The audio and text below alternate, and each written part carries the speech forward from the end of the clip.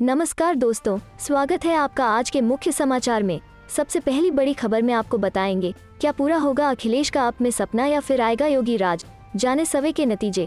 इसी के साथ दूसरी बड़ी खबर में जिक्र होगा कि यूपी चुनाव से पहले शिक्षा मित्रों को योगी सरकार का बड़ा तोहफा, बढ़ेगा मानदेय। तीसरी बड़ी खबर में आपको बताएंगे कि कृषि कानून विरोधियों को नरेंद्र मोदी सरकार ने कैसे दिया तगड़ा जवाब। दोस्तों, हर एक खबर की गहराई में आपको ले जाएंगे, लेकिन उससे पहले अगर आपको भी देश की सेना और प्रधानमंत्री मोदी पर पूरा भरोसा है तो आप अभी इस वीडियो को लाइक कीजिए और इस लाल बटन को दबाकर चैनल को सब्सक्राइब करके घंटी बजाइए और कमेंट में लिखिए जय हिंद।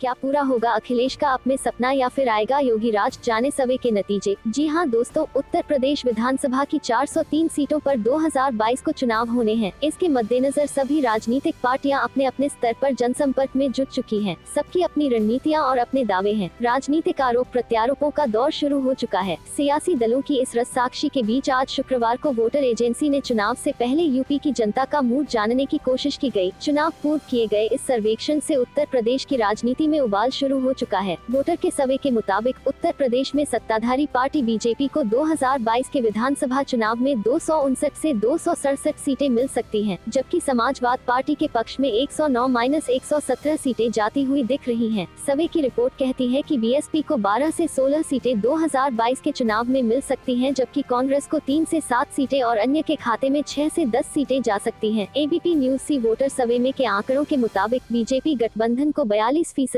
समाजवादी पार्टी गठबंधन को 30%, बहुजन समाज पार्टी को 16%, कांग्रेस को 5% और अन्य को 7% वोट शेयर हासिल हो सकते हैं। उत्तर प्रदेश में किस मुद्दे पर जनता वोट करेगी? इसके जवाब में एबीपी न्यूज और सी वोटर का सर्वे कहता है कि जनता में 3% ने बताया भ्रष्टाचार, 39% ने बताया बेरोजगारी, 26% ने बताया महंगाई, 19% ने बताया किसान, 10% ने बताया कोरोना और 3% ने अन्य मुद्दों को अहम बताया। एजेंसी ने जब जनता से सर्वे के दौरान यह पूछा कि यूपी में विपक्ष के काम से कितना संतुष्ट हैं, तो इसके जवाब में 40% ने कहा बहुत संतुष्ट, 20% ने कहा कम संतुष्ट, 34% ने कहा असंतुष्ट, तो वहीं 6% ने कहा कि वे कह नहीं सकते हैं। मुख्यमंत्री के कामकाज से जनता की संतुष्टि के मुद्दे पर एबीपी न्यूज और सी वोटर के सर्वे के नतीजे बताते हैं कि 44% जनता मौजूदा सरकार से बहुत संतुष्ट है, 18% जनता कहती है कि वह कम संतुष्ट है और 37% का कहना है कि वह असंतुष्ट है, जबकि 1% ने जनता ऊहापोह की स्थिति में है। 2017 के उत्तर प्रदेश विधानसभा चुनाव में बीजेपी ने शानदार प्रदर्शन करते हुए 324 सीटें हासिल की थी। इनमें से बीजेपी ने अकेले दम पर 311 सीटें जीती थी, जबकि अपना दल सोनेलाल ने 9 सीटें जीती थी। भारतीय सुहेलदेव समाज पार्टी को 4 सीटें हासिल हुई थी। कुल 403 सीटों में से 324 पर बीजेपी गठबंधन, 54 पर एसपी कांग्रेस गठबंधन, 19 पर बीएसपी और 6 सीटें अन्य के खाते में गई थी।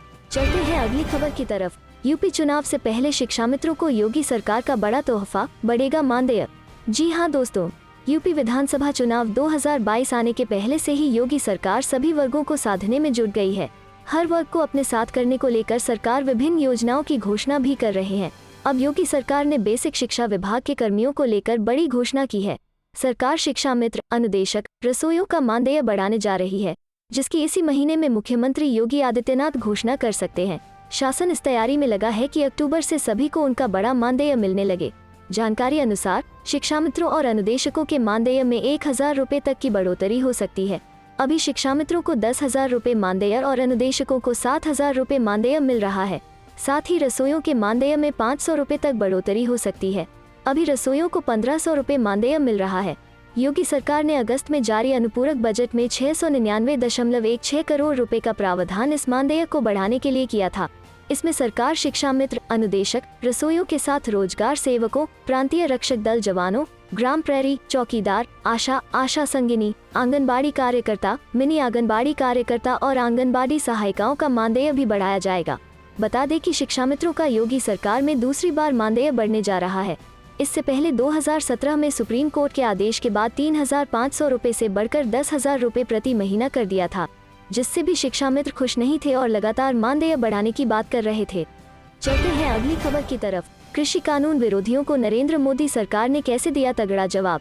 जी हां दोस्तों, प्रधानमंत्री नरेंद्र मोदी की अध्यक्षता में बुधवार को हुई कैबिनेट की बैठक में लिया गया रबी फसलों का न्यूनतम समर्थन मूल्य बढ़ाने का फैसला प्रत्यक्ष में प्रतिवर्ष की तरह सामान्य बात है, मगर सरसों और मसूर के एमएसपी में की गई 400 रुपए प्रति क्विंटल की बढ़ोतरी के पीछे दूरगामी संदेश है। कैबिनेट के फैसले का सामाजिक आर्थिक असर ही नहीं, राजनीतिक असर भी होगा। सही मायने में सरसों के सहारे कृषि कानून विरोधियों को सरकार का जवाब है।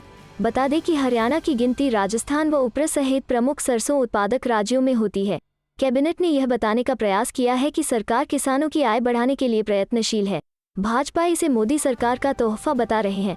इससे एक और कम पानी में पकने वाली सरसों की फसल के प्रति रुझान बढ़ेगा। वहीं दूसरी ओर गेहूं की तुलना में उत्पादन लागत कम होने से आमदनी भी बढ़ेगी। दक्षिण व पश्चिम हरियाणा के किसानों को सर्वाधिक लाभ मिलेगा। बुधवार को विपणन वर्ष 2022-23 के लिए की गई बढ़ोतरी के बाद सरसों का MSP 5,050 रुपये व मसूर का 5,500 रुपये प्रति क्विंटल हो गया है। वर्ष 2020-21 में पूरी सरसों खुले बाजार में बिकी, क्योंकि MSP 4,650 रुपये था, जबकि खुले बाजार में सरसों 5 से 7,000 तक बिकी। इसकी वजह केंद्र की नीति रही। केंद्र सरकार ने इसी वर्ष 2 फरवरी को पाम ऑयल पर आयात शुल्क बढ़ा दिया था। आयात शुल्क व कृषि विकास से इस मिलाकर 30% से अधिक ड्यूटी लगने से तेल कारोबारी अन्य देशों से अधिक मात्रा में तेल आयात नहीं कर पाए।